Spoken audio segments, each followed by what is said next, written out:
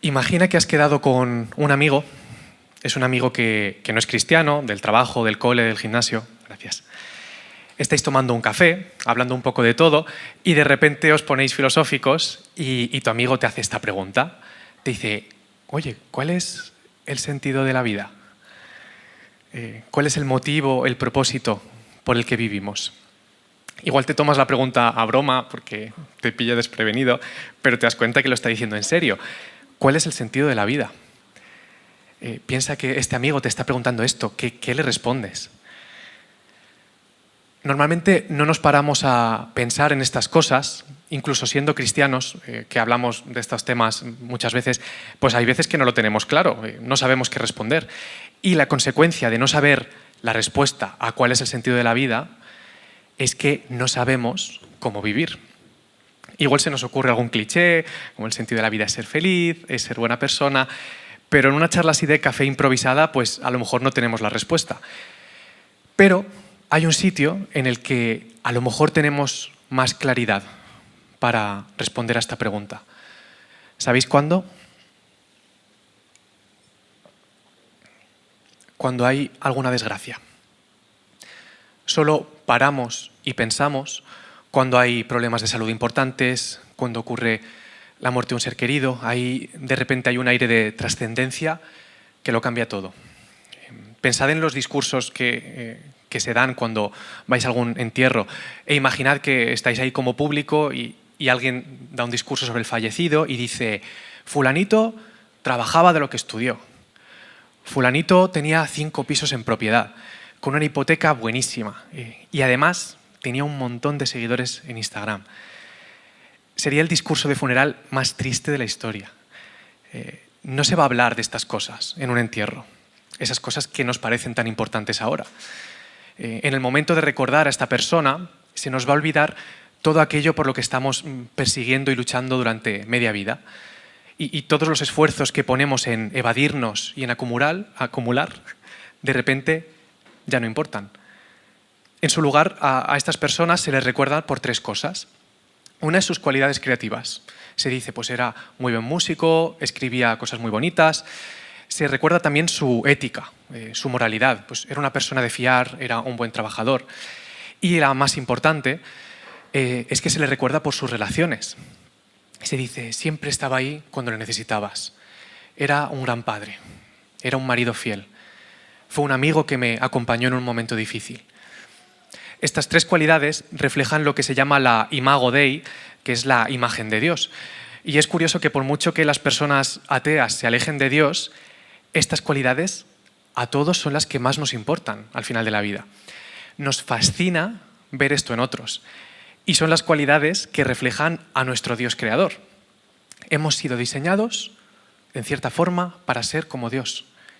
Y esto significa que hemos sido creados para ser creativos, honestos y generosos. Significa que hemos sido creados con un propósito, creados para relacionarnos con Él, relacionarnos con otros, relacionarnos con su creación.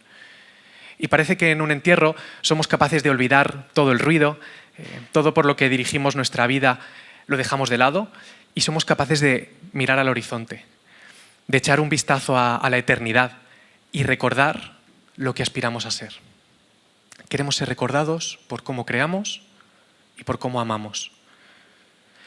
Nos enfrentamos a una cultura que dice otra cosa, dice que los objetivos son otros. Dedicamos nuestras energías, nuestros pensamientos al dinero, a la comodidad, a los distintos caprichos del yo, a buscar la libertad de vivir mi vida como me da la gana.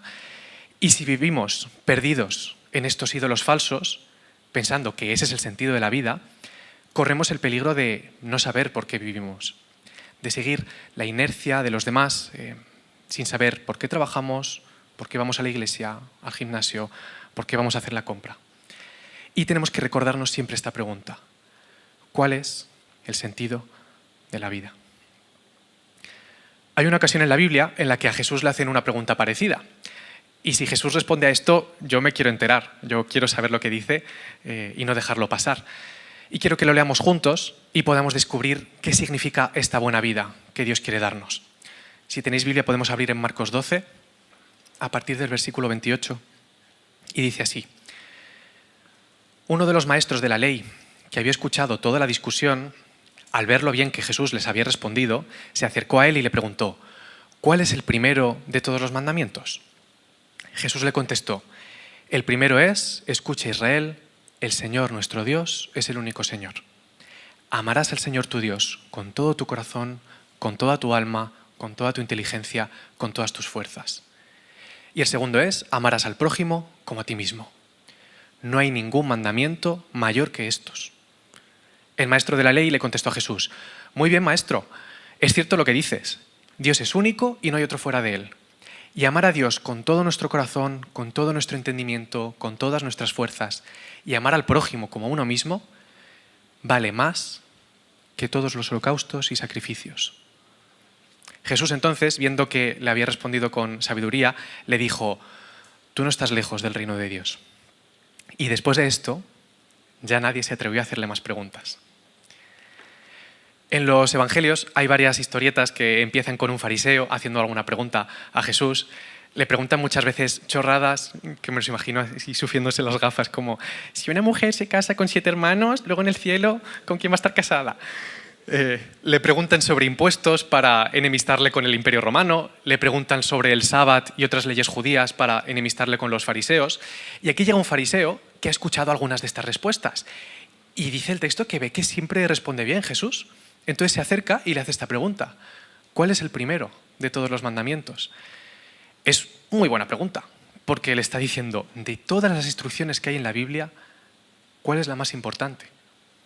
Que puede ser algo parecido a preguntarle cuál es la clave o el sentido para tener una buena vida. Jesús tenía un montón de mandamientos en los que elegir. Están los 10 mandamientos grandes de Moisés, pero hay 613 mandatos en el Antiguo Testamento. Y cuando le hacen una pregunta a Jesús, pues muchas veces Jesús responde haciendo otra pregunta y así descubre la verdadera intención del fariseo. O hay veces que le hacen una pregunta y él responde con una parábola que algunos entienden, otros no. Pero aquí no. Aquí Jesús responde de forma rápida y sencilla y dice: amarás al Señor, tu Dios, con todo tu corazón, con toda tu alma, con toda tu inteligencia, con todas tus fuerzas. Y el segundo es: amarás al prójimo como a ti mismo. No hay ningún mandamiento mayor que estos. La respuesta de Jesús no es sorprendente en el sentido en que Jesús no está diciendo nada radicalmente distinto a otras partes de su mensaje. No se le va la pinza a Jesús, dice que lo más importante de la vida es el vino. No, la respuesta de Jesús encaja con lo que sabemos de Dios. Y de hecho el fariseo responde exclamando: muy bien, maestro, es cierto lo que dices. El fariseo no se enfada, parece uno de los pocos fariseos buena gente que salen en la Biblia. El fariseo está de acuerdo porque lo que ha dicho Jesús resuena con las cosas que él sabe. El primer mandamiento de los 10 es amar a Dios, y amar al prójimo pues no sale como un mandamiento per se, pero es el resumen de 6 mandamientos.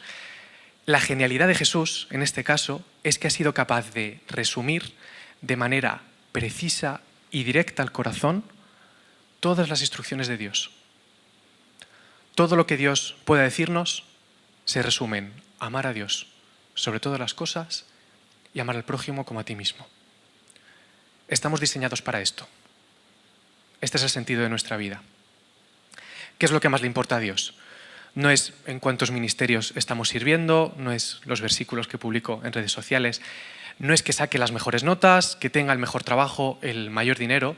Todo esto está bien, pero lo más importante para Dios es cómo amamos. Cómo le amamos a Él y cómo amamos a nuestro prójimo. ¿Estamos sincronizados con ese amor? ¿Ese amor es para nosotros lo más importante? ¿O estamos perdidos en otras cosas? Amar a Dios tiene que ver con pasar tiempo con Él, orar, leer la Biblia, la típica respuesta de escuela dominical, que es verdad y está súper bien, pero amar a Dios no es solo eso. El amor por Dios no es solo florecitas y sentimientos bonitos, sino que este amor con Dios tiene como consecuencia amar lo que Él ama. Quédate con esta frase: amar a Dios es sobre todo amar lo que Dios ama. De hecho, a Jesús no le están preguntando por el segundo mandamiento, le preguntan solo por el primero y por qué Jesús añade esto otro. Jesús dice los 2 mandamientos juntos porque son inseparables. Si yo amo a Dios, tengo que amar al prójimo. Tenemos que amarnos los unos a los otros, amar a nuestros hermanos en la fe, sí, a los que comparten nuestro camino, pero conlleva también amar a las personas de nuestro alrededor que todavía no conocen a Jesús, pero a las que Dios ya está amando.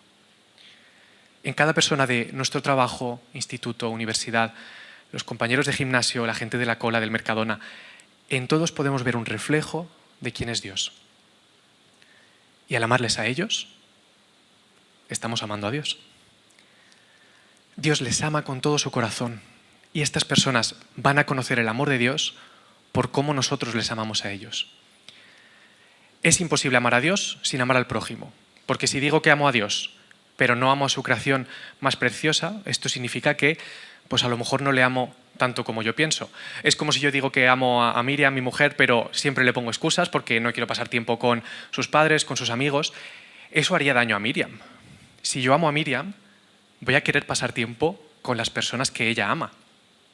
Y el ayuno, la oración, la ofrenda económica son cosas buenas, geniales, que van a formar parte de nuestro camino con Dios. Pero, según este texto, el mandamiento más importante, la forma más importante en la que podemos mostrar amor a Dios es amando a otros, amando a mi prójimo. Son dos mandamientos inseparables. Y si yo amo al prójimo, ¿qué síntomas voy a tener? ¿Cómo les voy a amar? Pues esta es la pregunta más importante del día. Porque cómo voy a amarles lo significa todo. Al pensar en textos bíblicos sobre el amor, pues muchas veces nos pueden venir a la mente cosas como Cantar de los Cantares o la poesía que hay en 1 Corintios 13 que dice el amor no es jactancioso, etcétera, que se lee en las bodas y son textos preciosos que están súper bien. Pero hoy quiero dar una perspectiva diferente de lo que significa amar a los demás. Es un texto de Jeremías 29. En este momento en la Biblia, el pueblo de Babilonia ha vencido a Israel en una guerra. Y al pueblo de Israel le está ocurriendo algo que se llama el exilio. Vamos a ponernos en situación, ¿vale? De lo que les está pasando a ellos, como si nos pasara a nosotros. Elige un país que te dé rabia. Piensa en Mordor, Francia, lo que te apetezca, ¿vale? Lo siento, Pilar. Y pon que España entramos en guerra con ese país. Entramos en guerra y nos ganan. Vaya. Y lo que hacen con nosotros al ganar la guerra no es que nos matan y punto, es que nos cogen a nosotros. Nos cogen a los que estamos aquí y nos llevan a su país. Los enemigos cogen de España a las personas más listas, los mejores trabajadores, que sois vosotros, y os llevan para que les sirváis a ellos. Los que iban a ser los futuros líderes de España, los futuros profesionales, los que van a ayudar a mejorar el país, a hacer crecer a su pueblo, son arrebatados del país. Imagina lo que es vivir ahí. Imagina que ahora entre tus vecinos, cuando caminas por la calle, ves a soldados que sabes que han destruido tu ciudad, que han quemado tu bar favorito, el parque donde jugabas de pequeño o juegan tus hijos, que probablemente hayan matado a algún familiar tuyo. Y ahora estás con ellos y te están usando para su beneficio.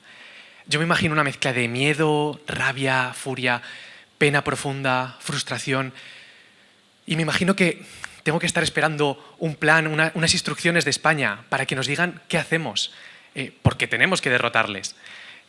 Estamos esperando una carta para ver cuál es la rebelión, qué es lo que vamos a hacer, cuál es el plan, cómo vamos a unirnos juntos para luchar contra ellos. Y llevamos meses ahí sirviendo a este pueblo que nos ha derrotado. Y entonces llega la carta. No me lo puedo creer. Reúno a los españoles que conozco a escondidas porque si nos pillan a lo mejor nos encarcelan por conspiración. Nos reunimos para leerla juntos, para ver cuál va a ser el plan. Y es una carta de Jeremías, el profeta de Israel. Y esta carta, a partir del versículo 4, dice: Así ha dicho Jehová de los ejércitos, Dios de Israel, a todos los de la cautividad que hice transportar de Jerusalén a Babilonia. Edificad casas y habitadlas. Plantad huertos y comed del fruto de ellos. Casaos y engendrad hijos e hijas. Y multiplicaos ahí. Y no disminuyáis. Y procurad la paz de la ciudad a la cual os hice transportar. Y rogad por ella a Jehová, porque en su paz tendréis vosotros paz. No me lo puedo creer. Me han capturado y Dios me está pidiendo no solo que no me enfrente a ellos, no solo que me tengo que quedar ahí y que no escapo de vuelta, sino que Dios me pide que busque la paz de esta ciudad, el bienestar. Jeremías, que es el profeta que debería liderar al pueblo en esta reconquista, nos está pidiendo esto. Y además dice la carta 2 veces que Dios ha hecho transportar a los israelitas a Babilonia. O sea que no es una trágica victoria de los malvados y ahora qué hacemos. Parece que esto es un plan de Dios. Dios nos ha enviado aquí. Y si fuese que nos envía para destruirles desde dentro, pues bueno, vale. Pero es que lo que nos pide Dios no es eso. Dios nos pide que construyamos casas, que vivamos en ellas, que plantemos huertos y comamos del fruto, que formemos una familia, pero no solo los primeros hijos y nos vamos corriendo otra vez a nuestra casa. Dice más adelante el texto que vamos a estar aquí 70 años, o sea, toda una vida. Y tenemos que pensar en los hijos y en los nietos. Dice que procuremos la paz de este país. Dios quiere que ame a estas personas que no son mi pueblo y que han hecho daño al mío. ¿Cómo es posible?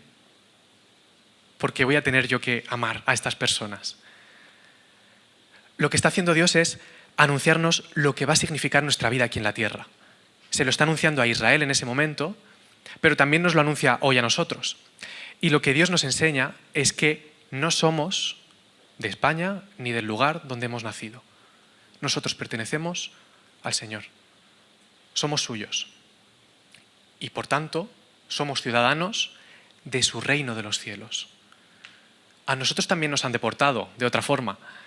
Nos han capturado de nuestro reino celestial porque deberíamos estar con Dios, nuestro Padre, en los cielos, pero Dios ha decidido que bajemos a esta tierra extraña que se llama Valencia y Dios nos dice que no hay un plan de escape, no hay un plan de rebelión contra esta tierra. El sentido de nuestra vida no está en huir de vuelta, no está en que me tengo que morir para ir al cielo, no está en detestar cada segundo en esta tierra que está rota y que no es nuestra. Dios nos dice que tenemos que vivir aquí, que tenemos que hacer planes para nosotros, nuestros hijos, nuestros nietos, que tenemos que vivir con la mirada puesta en el cielo al que pertenecemos, pero con los pies pisando la tierra que habitamos. Que el sentido de la vida está en mejorar la vida a nuestro alrededor, procurando el bienestar de la ciudad y hacer esto como un regalo y una ofrenda a Dios, construyendo una ciudad mejor, amando a nuestros vecinos, compañeros de estudios, de trabajo, a los que nos atienden en los comercios, en el bar, amando a los que no son como yo, a los que no pertenecen a mi reino celestial, pero que son personas que pueden disfrutar de un trocito del cielo y de Jesús porque yo se lo llevo a ellos. Muchas veces hemos oído hablar de lo importante que es evangelizar, y es cierto, pero cometemos el error de pensar que evangelizar es solo proclamar, anunciar las buenas noticias de que Jesús ha resucitado, y es totalmente necesario, pero evangelizar es todo acto con el que estamos trayendo su reino. Es como si pudieras coger un trocito del cielo, de lo que es la vida con Jesús, y se lo llevas a tu amigo para que pueda comerlo y saborearlo. Y cuando construyo casas, planto huertos, como de su fruto, formo una familia y lo hago como un acto de amor, contribuyo a una ciudad en la que sobreabunda el amor de Dios y así hacer que esta tierra se parezca más a su reino. Estas son las instrucciones que Dios nos da a todos. Y cuando Dios nos pide amar, se refiere a esto. ¿Pero qué significa a nivel práctico? Edificar casas, plantar huertos, es algo literal, comer del fruto, multiplicarnos. Significa muchas cosas. La misión de amar a los demás está en cosas como lo bien que trabajamos. Si hacemos un trabajo excelente, en el área en el que estéis cada uno, nuestro trabajo bendice a los demás. La misión está también en el amor con el que hablamos a nuestros compañeros, con el que saludamos a la cajera del súper o al barrendero a la salida del metro. La misión de amar a los demás significa hacer barrio, comprar libros en librerías en vez de en Amazon, porque estás apoyando el comercio local y estás luchando porque no cierren los negocios de toda la vida. La misión de amar a los demás también incluye que te apuntes a la asociación de vecinos de tu barrio, al AMPA del colegio de tus hijos, porque todo esto es bueno para tu ciudad. Significa hacerte uno con tu barrio, con tu clase, con tu oficina, en tu trabajo. Estar presente con tus compañeros. Me gusta mucho un concepto que he aprendido de mi amigo Juan Hernández de GBU, que es el de no pasar de puntillas por las vidas de los demás. Los que nos consideramos tímidos, pues igual queremos pasar por los sitios como de paso, que no se nos vea mucho, de puntillas sin hacer ruido, pero Dios no nos llama a esto. Dios nos llama a estar presentes con todas las letras en cada lugar en el que estamos, a formar parte activa de la vida de los demás, interesarte por ellos, no quedarte en tu burbuja cristiana, sino relacionarte con los que tienes alrededor. No tenemos que pensar que ser cristiano consiste en ir a la iglesia. Ir a la iglesia es bueno, es parte de la misión, pero Dios no nos llama a eso. Dios no nos llama a aislarnos aparte. Dios nos llama a procurar el bien y la paz de nuestra ciudad.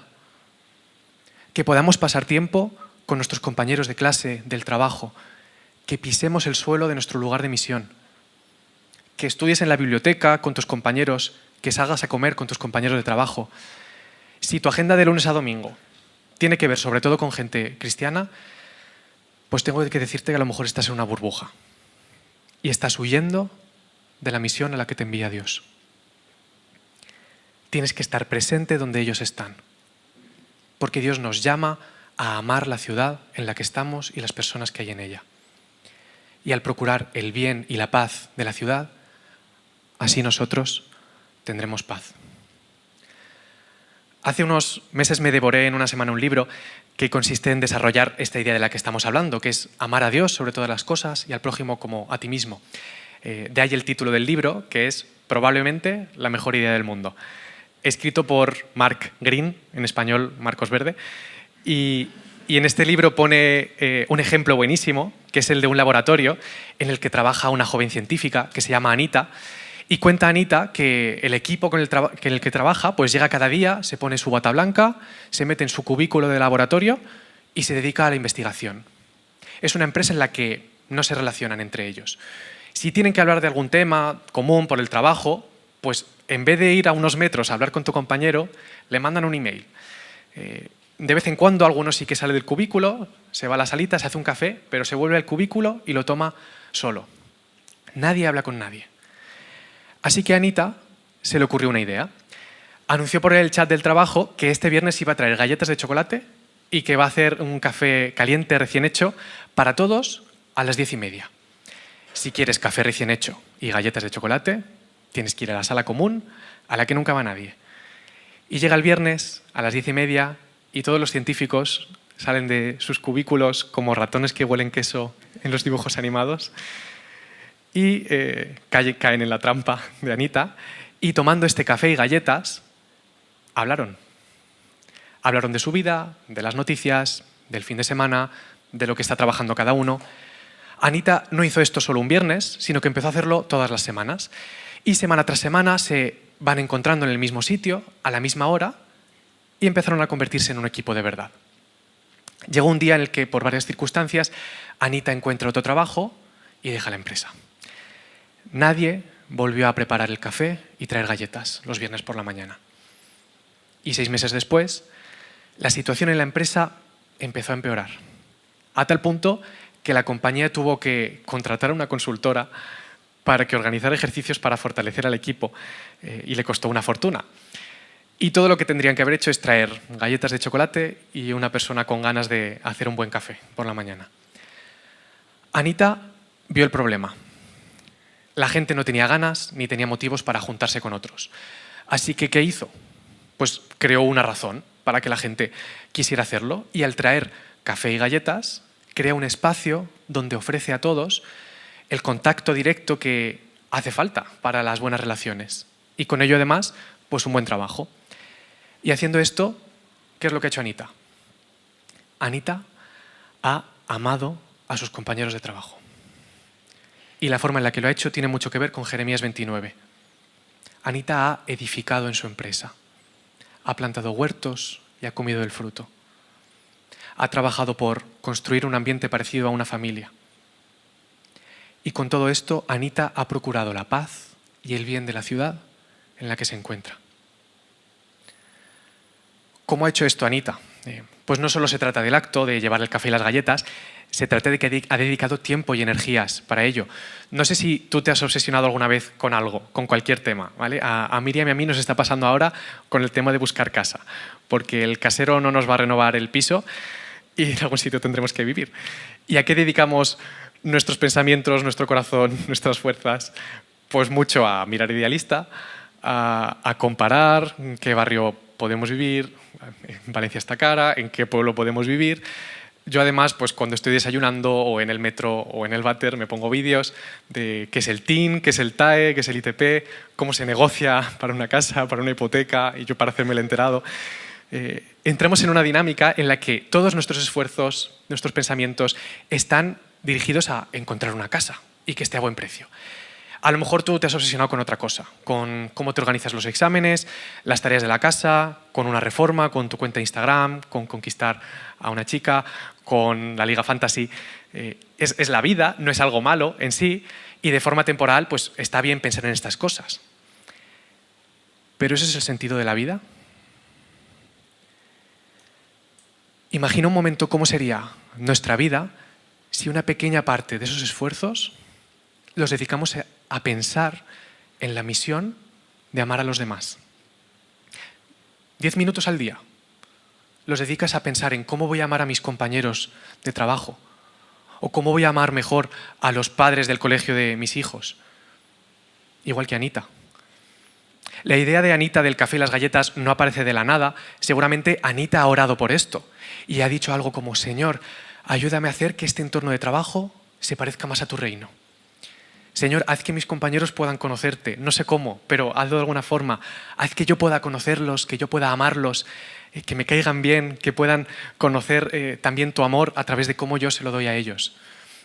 Y Anita seguramente no solo ha orado, sino que ha pasado tiempo pensando en cómo va a crear estos espacios, pues mientras camina por la calle, mientras está en el metro, ha hablado con gente de su iglesia y les pregunta: oye, ¿se te ocurre alguna idea? ¿Cómo podemos hacer esto?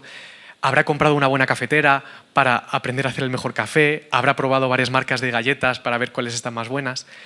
Anita ha dedicado su esfuerzo, su tiempo, su dinero, su pensamiento, sus energías, sus emociones a las personas de su trabajo. Ha dedicado todo eso, quitándolo de su tiempo para comprar vivienda, ver series, arreglarse el pelo, ir al gimnasio, estudiar, quitando tiempo de cosas buenas como pasar tiempo con amigos cristianos de la iglesia, quitando tiempo de leer, de tareas de la casa. Y lo ha hecho porque ha entendido que tiene que amar al prójimo como a sí misma. Y porque haciendo esto está amando a Dios y ellos están disfrutando de una pequeña parte de lo que es el cielo aquí en la tierra. A Anita no le pagan por hacer esto. No le pagan por crear buen rollo, por traer café y galletas. Ella tiene que hacer sus cosas de laboratorio y ya está.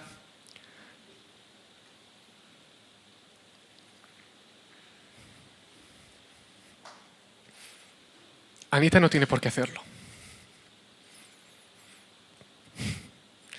Pero así es la gracia. La gracia no tiene por qué hacerlo. Pero la gracia lo hace.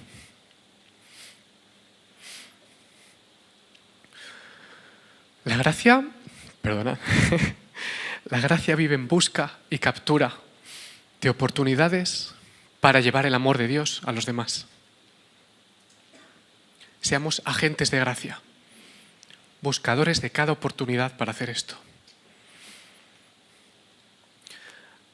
Hace poco he descubierto una joya en el Salmo 71, versículo 18. Es el último salmo de David, en el que ya está mayor. Y después vienen otros salmistas, y en este versículo, en el 18, dice David: a pesar de mi vejez y mi pelo encanecido, tú, oh Dios, no me abandones hasta que anuncie tu poder a esta generación, tu fuerza a todos tus descendientes. Qué fuerte y qué bonito es esto. No me abandones hasta que anuncie tu poder a esta generación.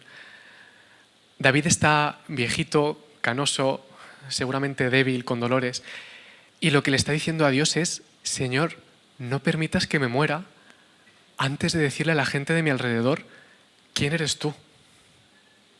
Aún hay gente a la que no he podido hablar de ti. Piensa en un momento en qué significa esto en tu vida. Señor, no permitas que me cambie de trabajo, porque aún hay compañeros a los que no he hablado de ti. Señor, no permitas que acabe la carrera, no permitas que me mude, que me cambie de gimnasio, que cierre el negocio de mi peluquero de siempre, porque aún no les he hablado a ellos de quién eres tú. Llegar a decir esto es un amor hacia Dios brutal, y es un amor hacia la gente brutal.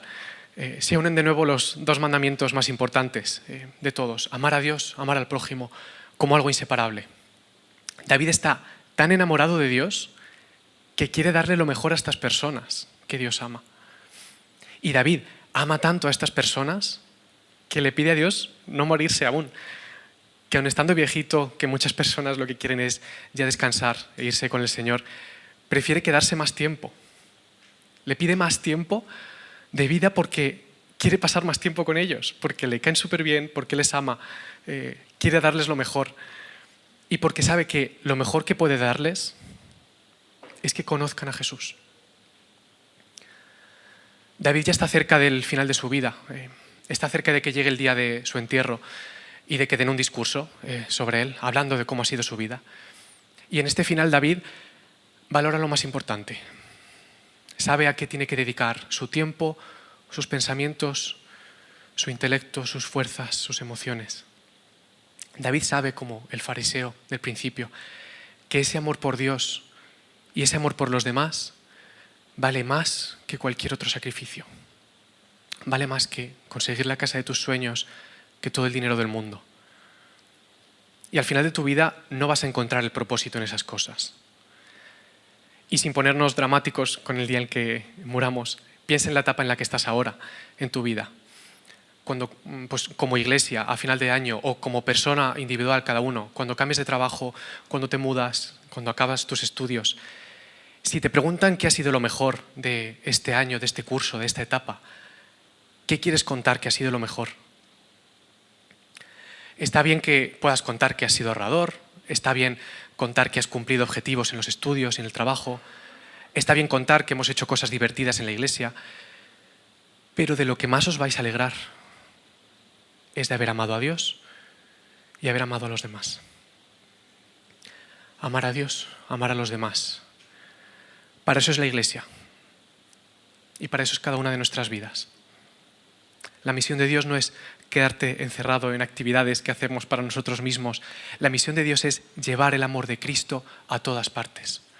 Y que en cada rincón de vuestros trabajos, cada clase, gimnasio, en cada Mercadona, haya una persona que ha sido amada por un hijo de Dios.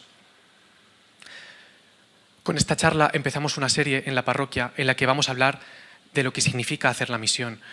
Hablar de ideas como estar presentes con los demás, participar de sus vidas y de la sociedad, y también de proclamar la verdad del Evangelio. Pero no olvidemos a lo largo de esta serie que estamos hablando todo el rato de lo mismo, del amor. Que tengáis un amor por Dios que os llene tanto que rebose a los demás. Que al final del año podáis contar historias en las que habéis amado a otros, que sacrificáis vuestro tiempo porque queréis pasar tiempo con vuestros compañeros, de forma intencional para amarles en forma de risas, de tiempo juntos y también de conversaciones profundas, de confesiones. Que podáis contar historias, ojalá, de cómo habéis podido hablar con ellos de Dios y de cómo habéis podido leer la Biblia juntos. Sería increíble. Que podáis construir una mejor ciudad y procurar su bien y su paz.